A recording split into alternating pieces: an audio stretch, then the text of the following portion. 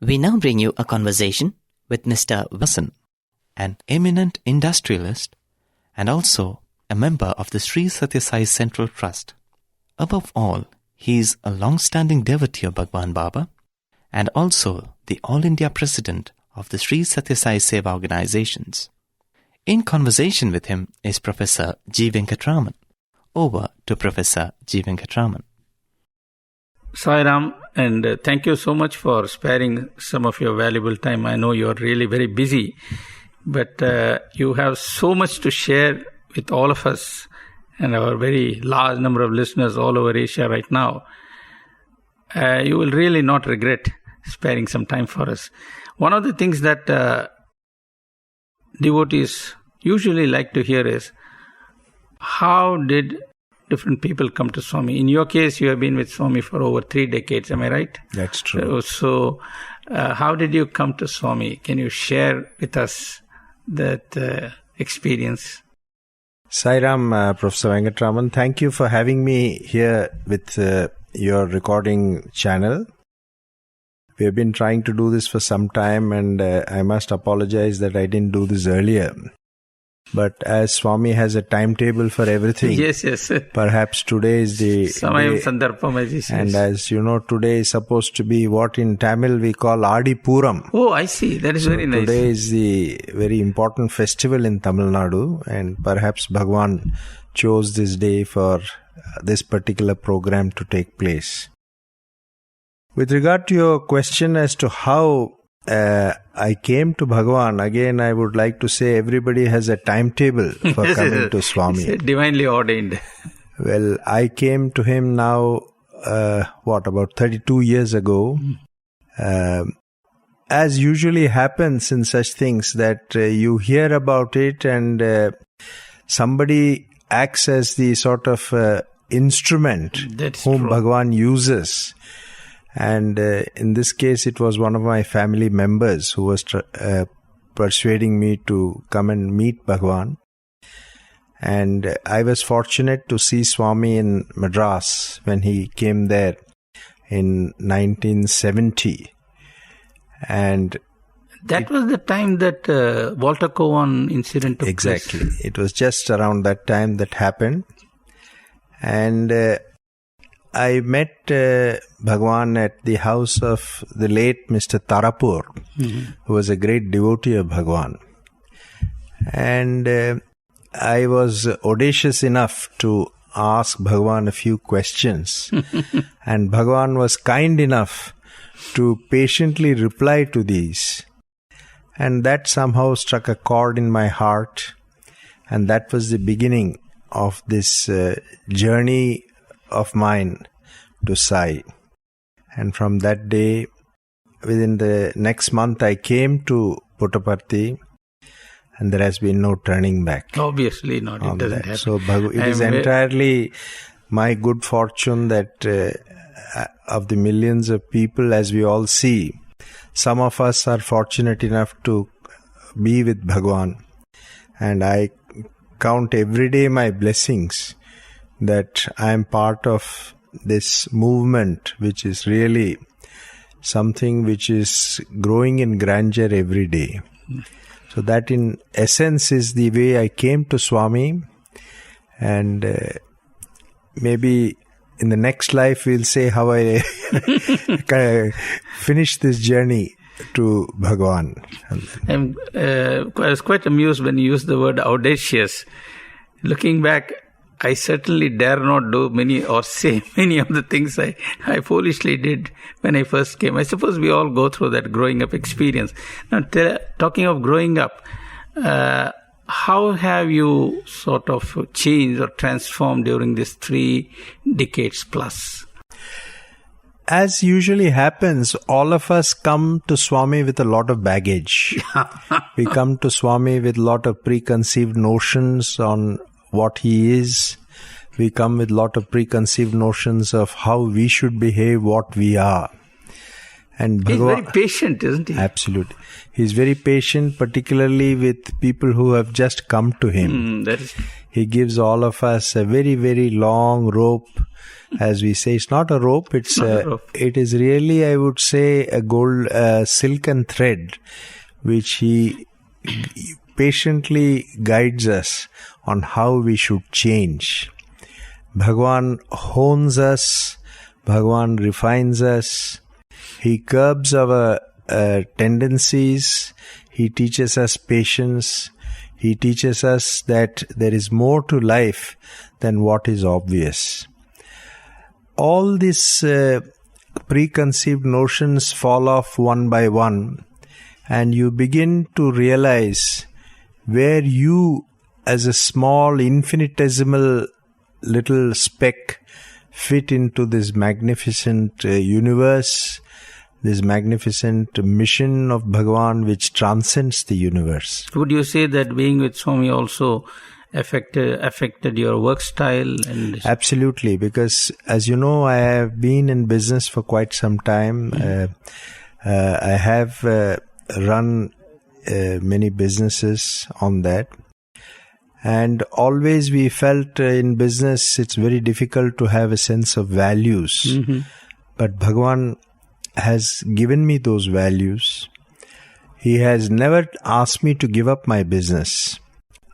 Gradually, I have stepped back as he has made it possible for me to do so. But at no time did he ever say that I should give up my work. Bhagavan has always said work is worship, duty is God. But being with Bhagavan, I got a sense of values.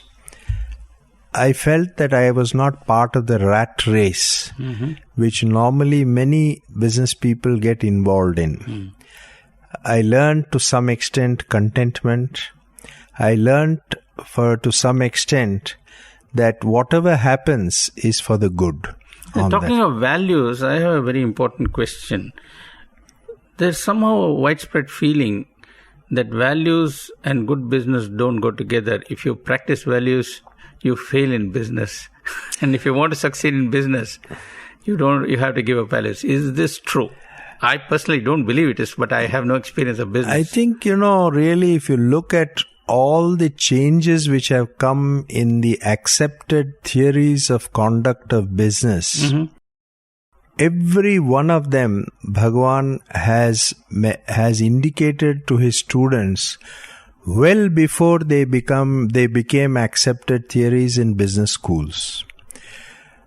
Every one of the principles, that you walk the talk, you manage by example. All this Bhagavan had been telling people long back. This recalls to my mind that one of his visits to Madras, Bhagavan had given a talk to industrialists. Which year was that, if you happen to remember? It was sometime in the 80s. I think I have a cassette on that, which I think you should have. Oh, yes. Because this is a discourse which Bhagavan enunciated to businessmen, how they should really conduct themselves. And this was an invaluable lesson for all the people who participated in that session. So I would say definitely that the feeling that business today has to be conducted without values is not at all correct. Today, I think all this talk of corporate governance, all this which is today's jargon, was Bhagavan's guidelines, I would say right from the beginning of his teaching to all kinds, whether it was teaching to children, whether it was teaching to householders, whether it was still teaching to shopkeepers. All the principles of corporate governance today, which we put in a very sophisticated way, Bhagavan gave it as horse sense long before. What, in your opinion, is the core principle of management as enunciated by Bhagavan? I would say he has always said that a good leader is one who manages by example rather than only by giving long talks or trying to make others do what he wants. To lead from the front. To lead from the front. It's just the good principle of the army that the good general is one who leads from the front on that.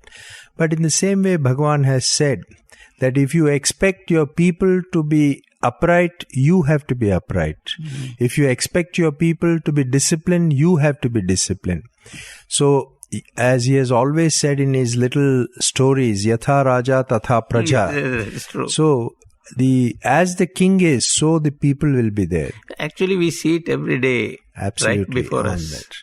And that is what has given me a firm belief that whatever Bhagavan has been teaching is so relevant to every aspect of life as it exists in the world today and as it will exist tomorrow. It is not as if that what Bhagavan has said is not relevant in today's hurly-burly. I feel all the more convinced that the more the hurly-burly in this life, the more relevant is all that Bhagavan says, whether it is management, whether it is education, whether it is social structure, whether it is government administration. Everything that Bhagavan says today seems to be the optimal solution for the conduct of society, for the conduct of government, and the interpersonal relationship between individuals and races. In fact, Swami's teachings apply all the way from the individual to the whole of humanity. Absolutely. Now, slightly changing the subject, you have been with Swami to Kodaikanal many, many times over the years. Can you tell us about some of these things and how the Kodai trip has evolved and changed, if any? And you might also like to share some wonderful glimpses for the benefit of people who have never been to Kodaikanal, but I've heard a lot about it. Well, the first thing which I would like to share on the Kodaikanal, shall we say the series, which started sometime, I think, in 81, was that if there is something which is certain about Bhagavan, it is his unpredictability. Yes, that is true. So, the year that he was in Uttakamand, and I had gone with him, and my family had gone to a little house in Kodaikanal which we happened to have, a house which was 100 years old on that, and not at all very ornate with limited accommodation. And I was in Uttakamand with Bhagavan, and my family was in Kodaikanal. And I had told them that, look, Swami is in Uti. I don't think that he will come to Kodaikanal, and it's better that you can wind up and come over here to Uti. And they started to do that. And suddenly in the evening, Bhagavan says, we'll go tomorrow to Kodaikanal. So I was in those days you didn't have all this kind of elaborate STD, you had to go through the old-fashioned trunk system, which was you had to book a call and all that. Which was quite an exercise to get through on the telephone, but we managed to do that. And my wife... Which year was that? I think the first one we started was in 81 on that. So... right at that time, we told Bhagavan I told my wife that Swami is coming tomorrow. She didn't believe it. And next day we started off. It takes about 8 hours to go from Uttakamand to Kodaikanal. You drive down to Coimbatore, then go across the plains and again climb the Palni hills. Let me just say that in that time, that house had old bedrooms, old bathrooms, and Bhagavan, we were at that time, I think, Dr. Bhagavantam, Colonel Jogarao, our Sri Srinivasan, and one other person, and Bhagavan, and Swami just stayed like a family member on that. And those 10 days that Bhagavan spent, at that time, there used to be only about 50 people who would come for the bhajan in the evening, which used to take place in the outside lawn. There was no bhajan hall or anything like that. But it was wonderful because where Swami's chair was put was against the setting sun. And when the sun, which was fiery red, it used to form an orb around Bhagavan's hair. And it seemed to be coming from his hair, actually.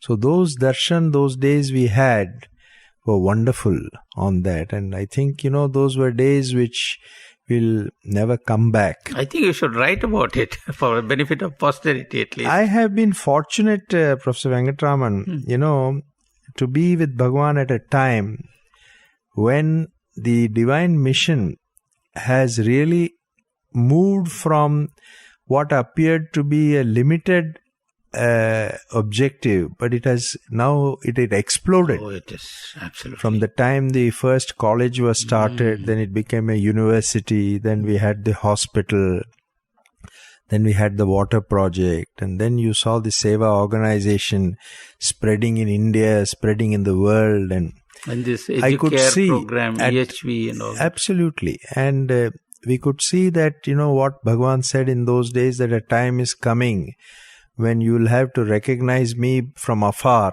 by my robe and my hair. Yes. And that day has come already. Yes. So I look back these 30 years and I see how people could access and come close to Bhagavan at that time, and how today the situation has changed. They still access him, but those who are fortunate enough to be selected by him to come closer on that. But otherwise, millions of devotees are coming, they see him from afar, they see him more and more in their hearts. That's that true. We have seen now the spiritual dimension, that it is not just the physical form of Swami, but that Bhagavan is literally in each one of us. So these, coming back to Kodaikanal, I remember that when we used to have bhajans by the fireplace, Swami used to love to sit near the fireplace. You had a fire? Yeah, we had a fire because it was an old house. So we had a wood log fire. Oh, very good. At that time. And then the bhajan singers were just the family members. And we were not all that good. And the door also used to squeak at that time when all the doors in that house. So Swami used to say, I still remember that remark, that not only the family of Srinivasan sings, but the doors also sing.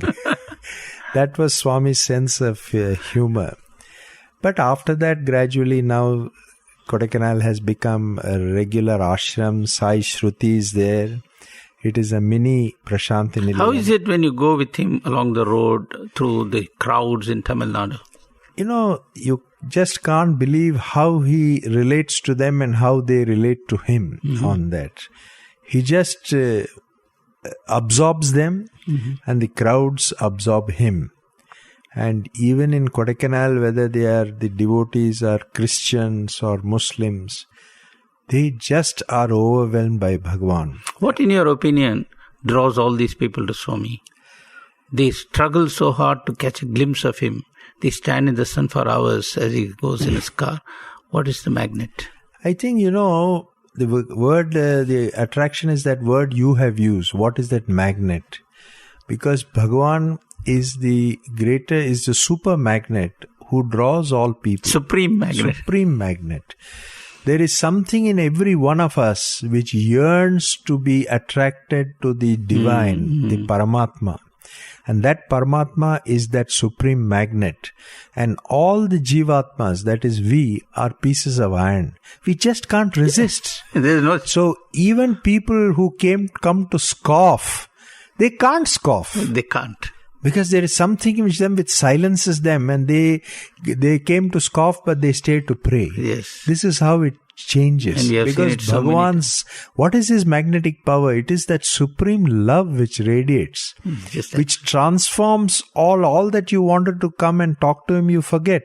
How many of us have at the interview room that we have got so many things to say to Bhagavan and then we can't bring out a single word. That's a very common experience. So it is this supreme magnet of love, which is unlike any other attractive power which exists in this world. It is not like this universe.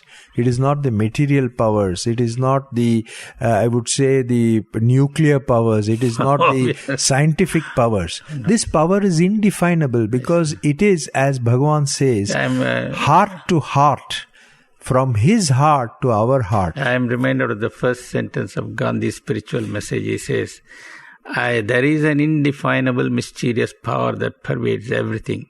I feel it, though I cannot see it. I think we can correct Gandhi and say, we have seen that power. Yes. We have seen it, we are seeing it, we are experiencing it. That is the... Now, talking of experience, you must tell us something about your experiences. You have tons of them. I will request you to be with us again. I think but you must share at least one or two. One, just to give a sample. Well, I think it is, I will just take one experience, yes, which was something which showed that Bhagavan is a person who has control over all aspects of existence. Mm-hmm. It was in Prashanthi Nilayam many years back, and Bhagavan was going through the interview line, and he came across a lady who was sitting with a fairly grown-up child, and she was sobbing inconsolably. Mm-hmm. And it turned out that child was not able to walk. Mm-hmm. How old was the child? I think the child must have been between 10 years or 10 so. Years old. And I was standing a little distance away from Bhagavan, and he selected this lady. This is in the arch days. In the arch days, in the old, not the Sai Kulwant. No, obviously the previous days. And Bhagavan selected this lady for interview on that. An Indian lady or overseas? This was an Indian lady. Mm-hmm. I must also mention that these were the days when I was still inexperienced. Mm-hmm. When I was still not that disciplined and when I did not know how to react. Nobody knows it perfectly, but Definitely I think not. today perhaps I'm a little better than what I was. But this was one of the early days, and when Swami selected this lady for interview, she just couldn't get up taking this child, which was quite a weight. Naturally. And she was struggling. I, like a very, as they say, person who thinks a lot, I just thought I'll rush forward to help. And I could see Swami getting visibly angry. And he asked me to get back on that. And I was taken aback. I moved away. And then Swami turned to this child and said, walk.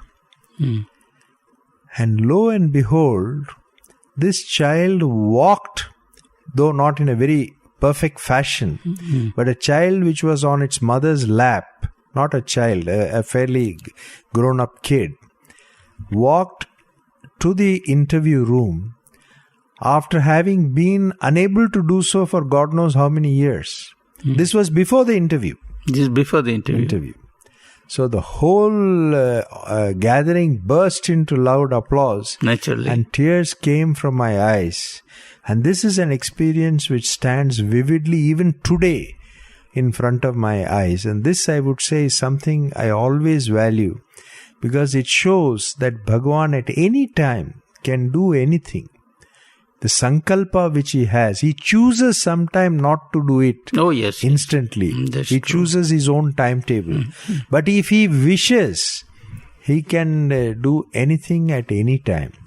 And perhaps this was one such occasion that he didn't even wait for the regular interview. He didn't wait for Vibhuti to be materialized or anything. He just commanded that child. And he spoke in English. He said, walk. And that lady was Indian. I don't know whether she even knew English. The child started to walk. This is something which is a very moving experience. And this is the one I would like to share with you today. But other experiences, perhaps we'll do it on another occasion. Now, you mentioned earlier that Swami's mission has moved into a new phase, that of leading whole of humanity, spiritualizing the entire world, and so on. In your capacity as the All India President of the Sathya Sai Baba Organization, you have gone around the country and visited remote places. Can you tell us something about what you see in terms of the growth of the Sai movement on one hand, and how do ordinary people for whom Swami is just a photograph in terms of physical perception. How do they relate to Swami? They have never come here, they have not seen, they have only heard of him. Yet they have him in their heart. How does this happen?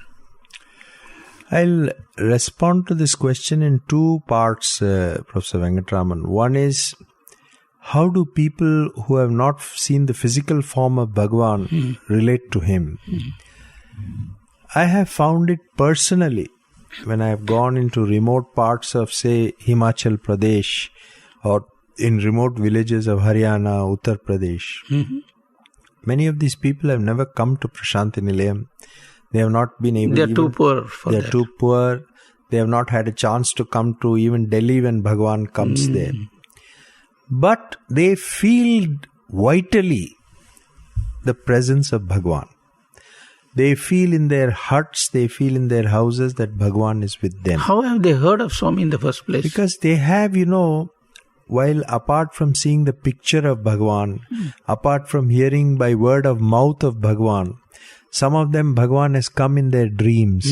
Some of them Bhagavan has related by an extrasensory experience on that, which they may not be able to exactly articulate, but they feel it, that Swami was with them. They see that there were signs, symbols of his presence. Vibhuti appearing. Vibhuti, footprints, all these, and then the presence which a sick person experienced. All these have given them a vital belief that Bhagavan is with them at all times. And very often they have spoken to me clearly that they don't feel apart from Bhagavan. They feel that Bhagavan is with them. They don't say that we were not fortunate not to go to Puttaparthi, but they want to come to Puttaparthi, no doubt, to experience it, but they don't feel that they are apart from Bhagavan. The second aspect I would like to see, to share with you as to one of the objectives of the organization, is to convey this message that Bhagavan feels the transformation of the individual is far more important than just bhakti on that. So Bhagavan repeatedly has told in his discourses, I don't want just your bhakti, I want your transformation. There is no use you are just singing bhajans and continuing as you were before. These bhajans must bring about a transformation to make you more human than what you were yesterday on that. And even this year, as you know, the recent conference, the Seva conference which we had, the theme was Sai, which was S for service, A for adoration, and I for illumination. That through service, you get adoration, which is bhakti. And through bhakti, you get some of that knowledge, which alone gives you what is called moksha or liberation. But we are not really interested to seek for liberation. We want to transform ourselves, that we see God in every single person, whether you're a Hindu, whether you're a Muslim, and particularly in these troubled times. Oh yes, absolutely. It is absolutely essential for every person to recognize unity in diversity, to see the same divine person. Could you say that these villagers whom you met intuitively have a feeling of respect for other beings and other lives? Absolutely. They have respect for not only human beings, but every item of creation, whether it is of nature, whether it is a living being or a plant, they have respect for all of that. And you have seen this in the villages. I have seen this. And this used to be part of our culture. Of course, yes. This was part of our Samskriti. Yeah, but this was what we were trying to project in the recent exhibition which took place. That many of Bhagavan's teachings of today were part of the culture of India in our villages. We have lost many of our moorings, and Bhagavan is taking us back to those Talking moorings. Of culture, I heard just yesterday a very interesting remark made by a devotee from Indonesia. He said that some of their leaders like Suharto and Sukarno used to say, Islam is our religion, but Ramayana and Mahabharata are our culture. So that is very interesting. I think the deeper meaning is that there is no difference between that Ramayana or Islam also. Absolutely. There was, it is not that religion is separate from their culture. Yes. But some people have made it separate. But basically culture and religion are the same. Yes, on that's that. Swami, yes. To again sum up on what we are trying to do, Bhagavan has given us a new sense of direction since last few years. When he conducted this Gram Seva program by his students in the Anantapur villages. He stressed and he continues to stress the importance of the individual rather than only the society. He has said that the society consists of the individual. When we attempt to render service, we should reach out to the individual rather than wait for the individual to come to us. We should not make our presence felt only in this ambiguous entity called society, but realize that society consists of individuals. We have to reach out to individuals. If we reach out to individuals, we reach out to society. I think it is easier to love an individual than an abstraction called society. Wouldn't you say so? Absolutely. Now, what would you say about the activities of the youth? How are the youth participating in the Seva activities? I think the youth are responding to Bhagavan as never expected. Right from 1997 when we had the first youth conference, everywhere throughout the world, not only in India, we see an explosion of activity conducted by Sai youth. The youth who have committed to Bhagavan, they have in fact imbibed many of Bhagavan's teaching and putting them into action.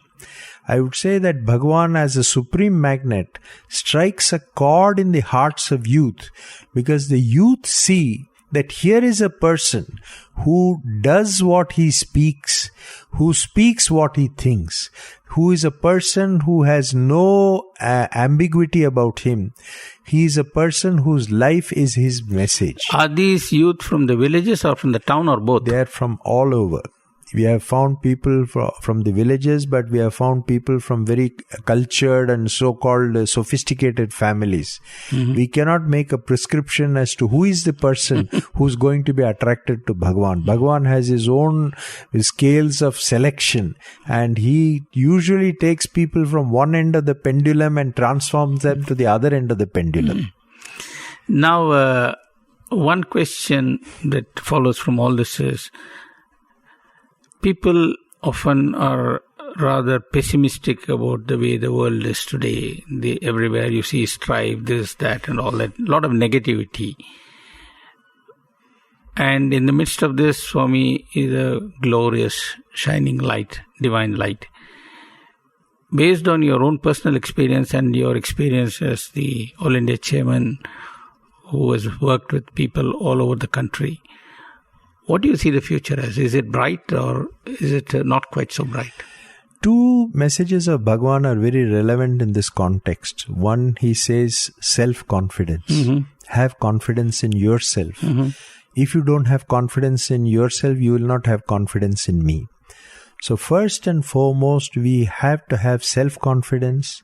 We have to have confidence in Bhagavan's message that better times will come to this world, that there will be a better tomorrow than what is today on that.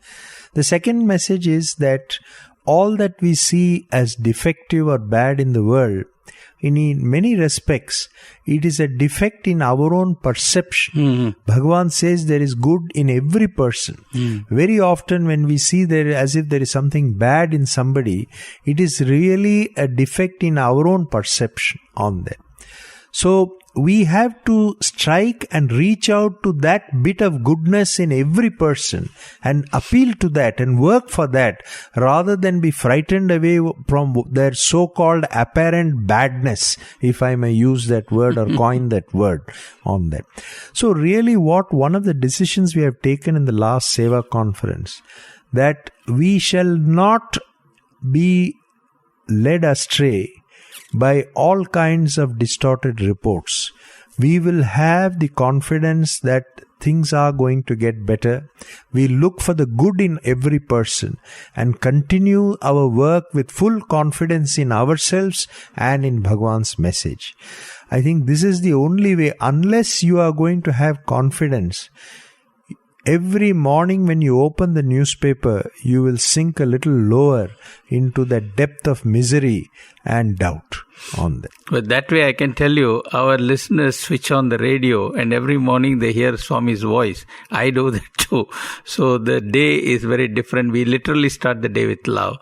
I am very glad you struck a strong positive note. I really wanted you to, because there is so much of doubts in the mind of people. As Swami says, doubting Thomases.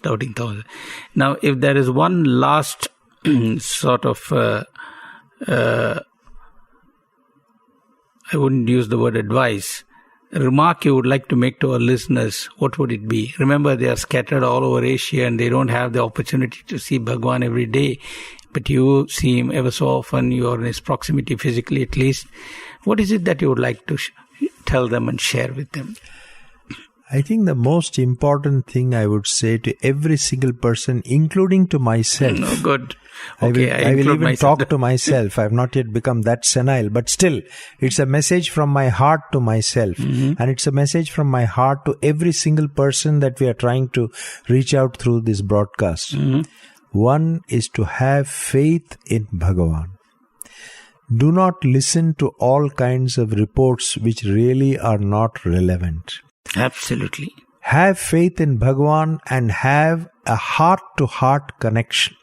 Switch on that Radio Sai, which is a wireless radio, from your heart to Bhagavan's heart.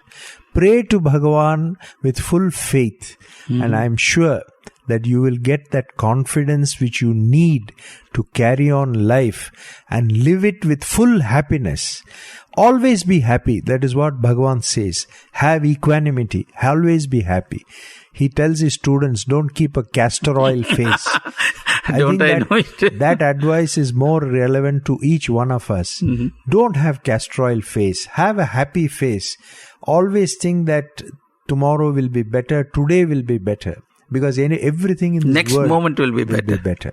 Because he even always says that pain is an interval, pleasure is an interval between two pains. So if you are having pain today, it will disappear and soon we don't want pleasure.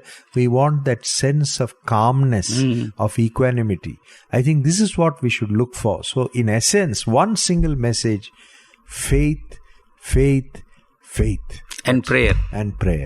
Thank you. It is so nice. And talking of prayer, let me have the last word. Someone said, prayer is the only weakness of God. Thank you so much. I am sure listeners would enjoy listening to you and the wonderful experiences you have shared and the words of wisdom you have given us. Thank you. And I look forward to seeing you here with us Thank again. you, Professor. Sai Ram. Sai Ram, sir, and welcome back again to the studios of Radio Sai. I must tell you that I am delighted that our earlier interview has been received very well by people all over Asia. I have received many letters and messages, and they are asking for more. So like Oliver Twist, they want more, and I'm very glad that you have been able to find a few moments. I know this is a very busy time, but still you have been very nice to spare a few moments. And if you recall, last time you said you will reserve your experiences for the next time. So I'm going to cash in on that promise. So may I request you to start off with whatever experience you think is interesting and worth sharing with our listeners. Over to you, sir. Thank you, Professor Venkataraman. I'm happy to be back again with Radio Sai. It's really a pleasant surprise that everybody has found the first stint that I did with you interesting. I think that shows the hunger for Bhagavan's messages. Absolutely. There's no question about it. Anything and everything about Bhagavan, people are just waiting to hear about that. And in that vein, I think what people most like to hear are all his leelas. These leelas not only when he was young, but his leelas which continue to take place every single moment. The only problem is we don't know about many of those leelas. That is why we treasure all those experiences which devotees can share with us. Oh, dear, sir, again. Sorry. I think that, after we chatted, I thought that 2 or 3 of these experiences which I had, were quite unique and indicative of how Bhagavan looks after every single devotee of his. And at the same time, you can't predict anything at all about Bhagavan. For the sake of propriety, I think I'm not going to give names. Absolutely, that's correct. But just refer to the incidents which took place. This incident took place quite a few years back, and it was just about a week in advance of Bhagavan's proposed visit to Madras. Chennai as it is called now, but Madras as it was called then. And suddenly I found that I had to make a very urgent business trip to Chicago just for one meeting. And it could not be put off. It was very, very urgent. And literally I was going to fly in and fly out. But I could do so only if Bhagavan gave permission. And in those days, Bhagavan was in the old Vrindavan building in Bangalore at that time. When you say old, you mean the building that was there before Trai Vrindavan. It was the building which was there before Trai Vrindavan. Some people used to call it the bungalow, if I'm not mistaken. Bungalow, but it had its own charm. It had its own sanctity. Just digressing a bit, I was fortunate to witness there many times the aura which surrounds Bhagavan's hair, the halo. When he used to give darshan in the mornings after Nagar Sankirtan. Today we don't have that good fortune except perhaps on Christmas Day. But in those days in Vrindavan, when Nagar Sankirtan used to take place, he used to come out. And it was a sight to see the halo and the waves which used to flow from Bhagavan's crown. You know, you're the only other person other than Frank Baronowski who has seen the waves. And that's really remarkable. Maybe sometime I should have you talk about that. We're getting back to what you were trying to say. It was a building for which many of us had a lot of affection. So I went down there to take Bhagavan's permission, and it was in the evening that I reached. I was to leave that night from Madras, and Bhagavan very graciously said, yes, you can go and come back. Anyway, I'm going to come only after a few days. So that was very kind of him, and then he was going... Yeah, I suppose you were anxious not to miss him in Madras. Yes, I did. Certainly, I would never have missed him. I would have cancelled my trip rather than go if it was not going to be possible. But Bhagavan made everything possible. So just as he was about to retire, I was waiting there and with my hands folded. And just before going in, he said, on your way back, stop in such and such place and meet this particular person. I said, yes, Swami, I will do that. And I was waiting for him to tell me what further instructions there are going to be. And just like Bhagavan, he just went inside his chambers and the interview or the meeting I had was terminated. So I was thunderstruck. Now here I am going to travel thousands of miles to meet an individual without knowing why I am going there. And what you were supposed to tell him. Exactly. So anyway, I said, well, Bhagavan will sort everything out. And I flew that night to Chicago, finished my meeting, and during the day I called this person in the city that I was supposed to go to see him, and said, I'm coming to see you. That was a long way off from Chicago. It was a 14-hour flight. Oh, that shows off. So he's sounded a bit curt on the phone and said, why are you coming? I said, I'm coming there, I'll tell you when I get there. Because if I told him that I didn't know why I was coming, I'm sure that he would have put an end to the discussion forthwith. So he sounded again a bit curt, but I didn't allow the dialogue to persist, and I said, Sai Ram, and I will see you. I am arriving by such and such flight. So I left Chicago that evening and flew 14 hours with a stopover in between in the Pacific. It was a technical stop, a refueling stop, and finally reached the city that I was supposed to go to. I was quite tired out. Naturally. And I found, as I came out of the customs area, I found this particular gentleman waiting there. I must say that he is a very wealthy person, a very, very well-to-do, very wealthy person, quite aristocratic in his demeanor. And he was a devotee. He was a devotee on that. And he said Sai Ram to me. We didn't have any further talk there, and I found we went to the curbside and his Rolls Royce was parked there. That shows how rich he was. So we just got into it, and there was dead silence on the journey, and we went to his palatial home, and this was about 2:30 in the morning. My God. And when we reached there, he didn't even offer to that I could retire to my room, have some rest. He straight away took me to his drawing room, shut the doors, and sat facing me and said, now, why have you come? You two were alone? Both of us. Nobody else in the room.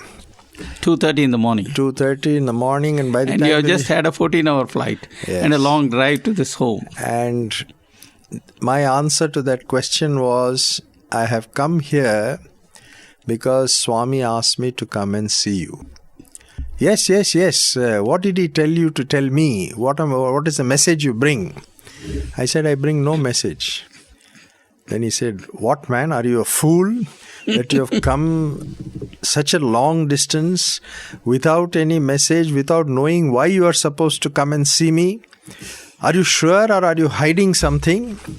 I said, no, I'm not hiding. I'm carrying out implicitly Swami's instructions that I was supposed to come and see you. He repeatedly quizzed me and grilled me, and I stuck to what I was supposed to say and what was the truth. Then he relapsed into dead silence and got into a very moody somnolence. He was totally as if he was far away. Lost in thought. Yes. And then suddenly I see him... Was he lost in thought for quite a while? At least I would say about 15 minutes. 15 minutes? That's a long time. And you said that? Yes, and you can imagine when just two of us were sitting just like you and me, but we are sitting in far more pleasant circumstances than it was at that time, and there is no talk at all, and this man is lost in thought, and suddenly I see that he seems to bend forward and reach towards his right shoe. Mm-hmm. And I was wondering, why is he going to shoe me or something or what? Then suddenly I see he withdraws something from his socks, and I find it's a pocket revolver. Glinting. That is something I'm sure you are not prepared for. Glinting blue steel, and he showed it to me and he says, do you know what this is? I said, I know exactly what it is. Please don't point it at me. And mentally I started, perhaps my last moment has arrived. And I kept on repeating in my heart, Sai Ram, Sai Ram, Sai Ram. Because I didn't know where I was and what I had got into. He said, this is a fully loaded revolver.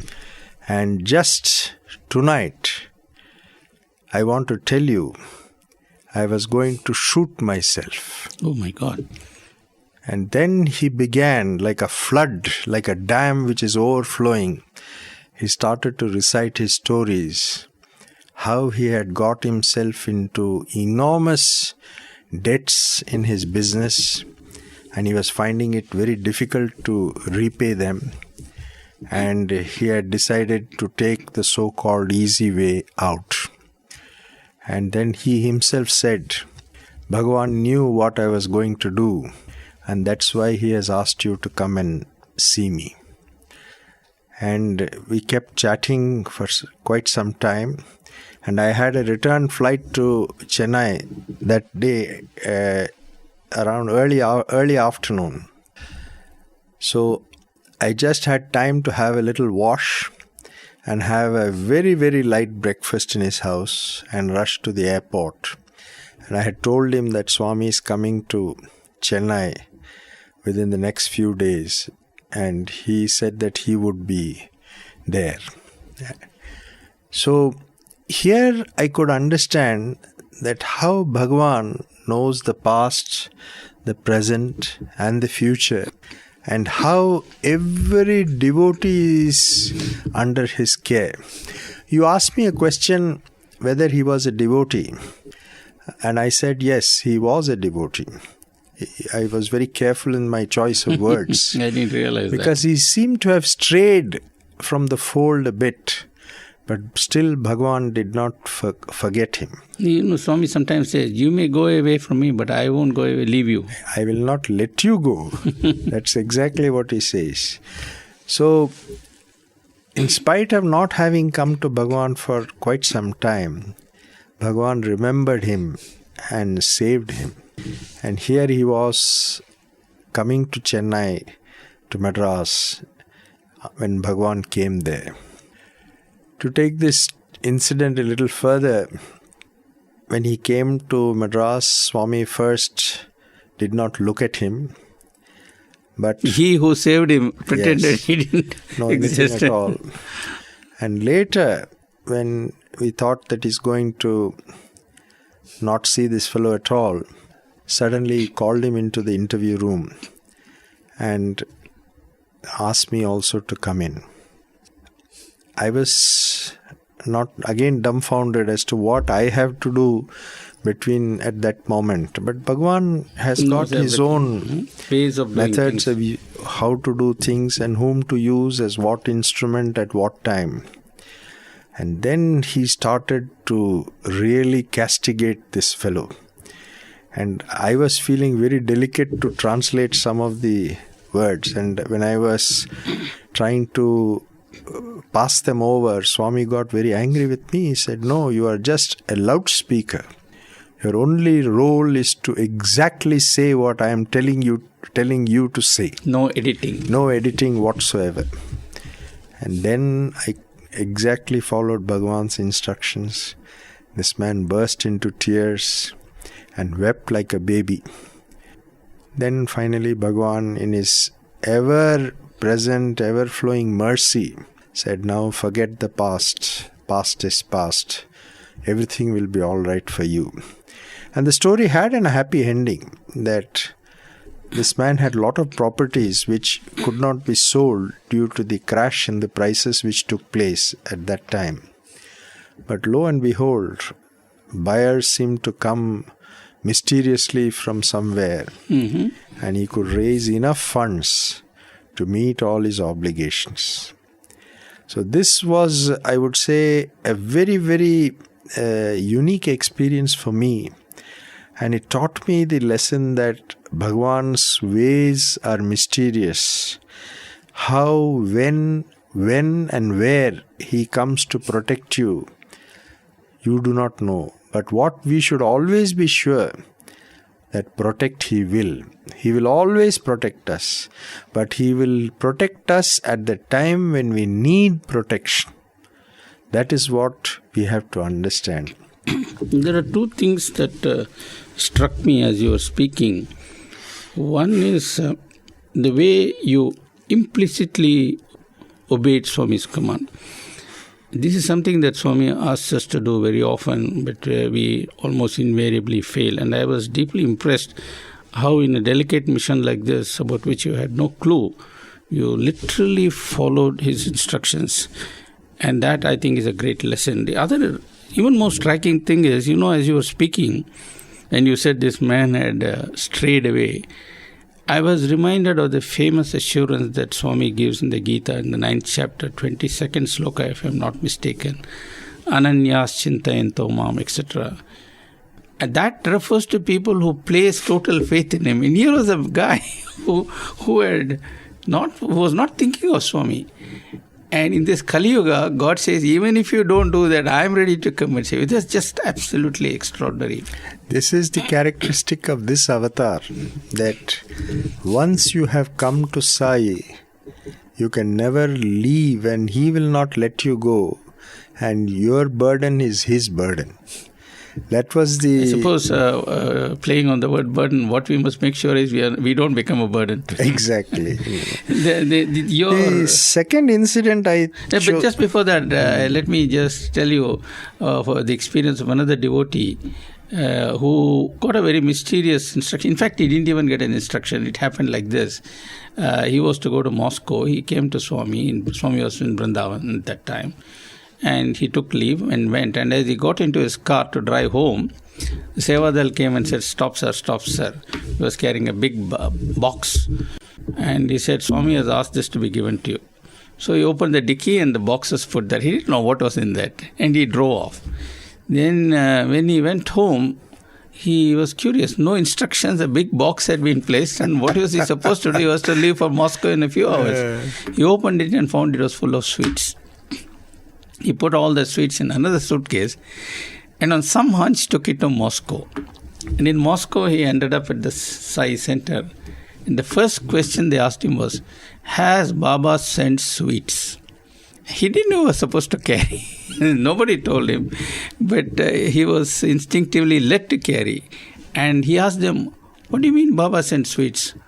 Why should Baba send you sweets?" They said, "Sir, we are arranging sweets distribution to an orphanage here, and we pray to Swami, Swami, we are giving sweets, but it would be very nice if you can send some sweets." And he has sent it. So sometimes these things happen. And even the smallest prayer never escapes Bhagavan's personal attention. And how he used him as an instrument, just he didn't know what it was. Sorry, this is the lesson we have to learn, Professor Venkataraman. Sometimes we think that we are the doers, but we have to understand we are just instruments. Absolutely. And just lose our identity and our rigidity, become flexible instruments in the hands of Bhagavan. I think that is the way to happiness. When we say Sharanagati or surrender, I look upon it as become an instrument for Bhagavan to use in the way that he thinks appropriate. This is what we have to. We should not think that we do this or we can do this. I am an expert in that. Bhagavan will always give you the work which you think you cannot do, just to show to you that you are not the doer, but that he is the doer. On the other hand, if you think you are the doer, you know what happens. Many people have discovered. So coming to the second incident, it's a little bit more pleasant and not so suspense bound as such.